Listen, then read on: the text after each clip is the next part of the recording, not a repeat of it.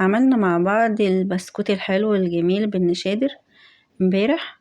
وفرحنا طبعا حبايبنا والجميع المسيحيين، وبمناسبة عيدهم برضو نهنيهم ونقول لهم كل سنة وانتم طيبين.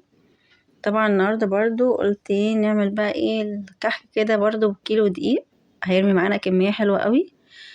وهنشكله بأشكال حلوة كده، بإيدينا بآلات كده، حاجات بصوا يعني هتبهركوا، هتحبوها وهتستسهلوها وهتعتمدوها برضه يعني. وبرضه ازاي نحفظه برضه من الرطوبة والحاجات دي. طبعا زي ما احنا شايفين شكله لذيذ وحلو وجميل. والكيلو بصوا ده كيلو من الدقيق، مطلع معانا كمية ما شاء الله حلوة جدا. وهتعجبكوا، والطريقة بصوا هتبهركوا، يعني حاجة كده بمنتهى السهولة والروعة. نبدأ بسم الله. ونشوف بقى المقادير بتاعتنا، واللي عايز يصورها برضو يصورها زي ما احنا قلنا. كيلو من الدقيق، كوباية الا ربع نشا، كيس خميرة فورية، معلقتين كبيرة سكر، معلقتين معلقة معلش كبيرة ريحة الكحك، 3 كوبايات الا ربع سمنة، ربع كوباية مية دافية، نص كوباية لبن، معلقتين كبار سمسم، 3 معالق لبن بودر، رشة من الملح. طبعا نحط المكونات كلها الجافة، هنحطها على بعض، كل المكونات بقى الجافة بقى، والنشا بقى واللبن البودر وكله بقى ماشي. هنحطهم كده ونقلبهم على بعض. طبعا ما ننساش يا جماعة رشة الملح دي اهم حاجة يعني. نقلب المكونات اللي هي الجافة كده على بعض. وانا بحب برضو ان انا اعمل السمنة تبقى اللي هي سايحة، يعني ما مش مستحب ان انا ايه احطها مش سايحة، يعني لازم تبقى سايحة كده عشان ايه تعرفي تعجني كده بقى العجينة وتبقى معاكي سهلة وحلوة ولذيذة كده. طبعا بقى هنعجن بقى بايدينا، لان الاسبتيولا مش هتنفع، لازم ايه تقعدي تبسي كده العجين، اللي هو بصي تفروليه زي ما انا بعمله كده. زي ما انا بعمله كده افضل ابس بقى، دي اسمها بس، يعني فاهمين بس ولا بس حاجة كده يعني. نقعد نبستي فيه كده بقى لحد ما بصوا.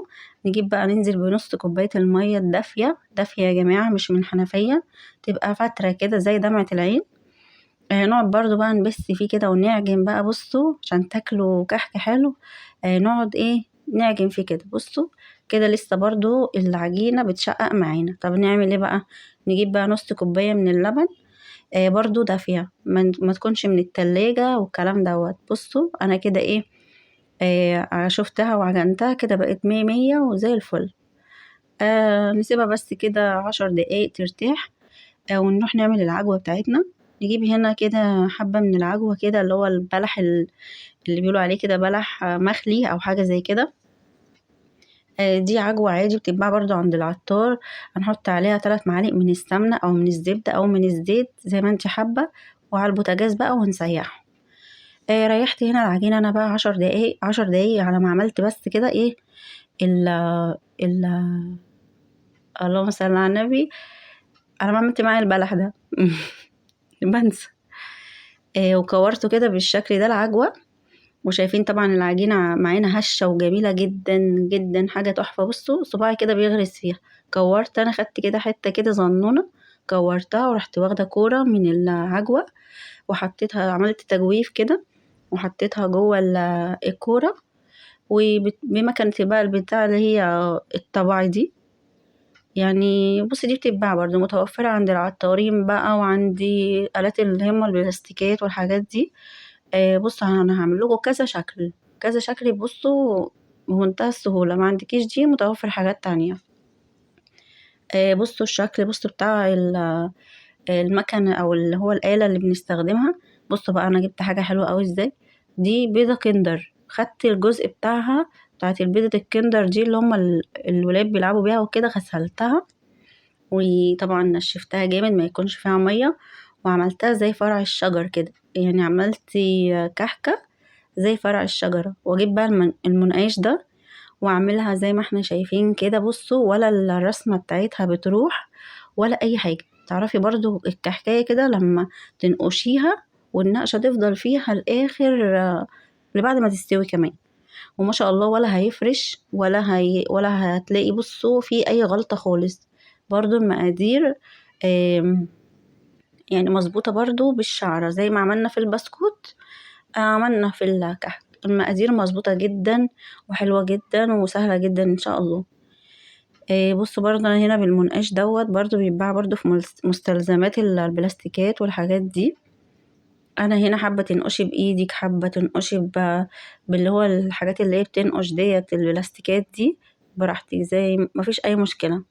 المنقاش ده ب3-4 جنيه يعني برضو ما عادي. بصوا بقى برضو انا بحب اعمل حبة سادة وحبة ايه محشية. انا احبه سادة صراحة يعني، انما هنا بقى انا جوزي هنا يحبه يعني برضو بالعجوة او كده. الآلة اللي هي البلاستيكية دي كانت بتاع بسكوتات برضو كده. انا عاملة زي النجمة، رسمة النجمة انا عملت بيها زي علامة النجمة كده، ستار بقى وحاجات بقى وايه شغل عالي كده. عملت شوية بقى بالمكنة بالبلاستيكات دي وشوية بإيدي وشوية، بصوا روقت على الحاجة.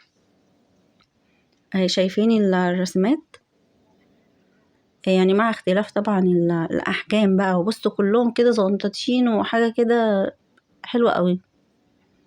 جربوها وإن شاء الله هتحبوها. اهي دي بقى اللي بقولكوا عليها دي برضو بتاعت البسكوت، يعني بسكوت كده بقى بالزبدة زي بسكوت نواعم إن شاء الله برضو. هنعمله برضو مع بعض. وهنشوف برضو الآلات دي هنستخدمها.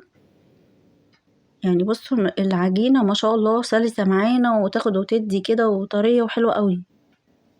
دي طلعت كبيرة شوية مش مشكلة عادي برضو مفيش مشكلة. عايزة تعمليه سادة اعمليه خالص من غير عجوة مفيش مشكلة. حابة تعمليه بالعجوة تمام برضو مفيش مشكلة. بصوا دي برضو كانت اللي هي بتاعت البطاطس دي. اي حاجة عندك بصي اي حاجة تعمل شكل اعملي بيها، يعني مفيش حاجة هتقول لأ. يعني لو جبتي الشوكة كده وقعدتي تفحري كده او اللي هو تعملي شكل كده مفيش برضو بصي مشكلة، يعني مش هنغلب برضو ان شاء الله. بصوا بمنتهى السهولة والله. بصوا بتتعمل معانا حلوة قوي. بس لما تحشيها بقى بالعجوة دي ما تدوسيش قوي عليها يعني، يا دوبك بس كده ان انتي تضغطي بس كده بالآلة البلاستيكية دي او بالمنقاش. دي انا عملتها بايدي كده من غير اي حاجة، يعني من غير اي حاجة استخدمتها. بصوا على الرخامة كده او على الكونتر او الحاجات دي، وعملتها كده عملت العجوة طويلة ماشي وحشيتها بيها وعادي مفيش مشكلة يعني كله شغال.